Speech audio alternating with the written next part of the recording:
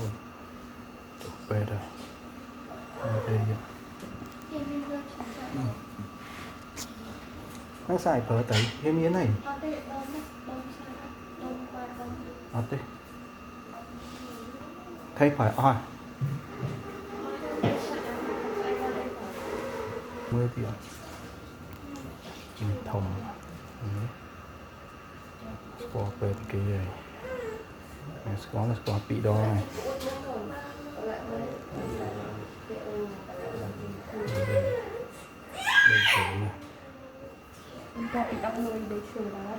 nó xuống để xuống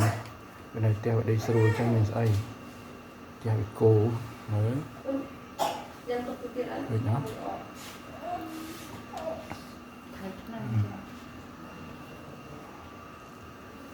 chạy trường cái này con cô này miếng sắt cái lô xé là vô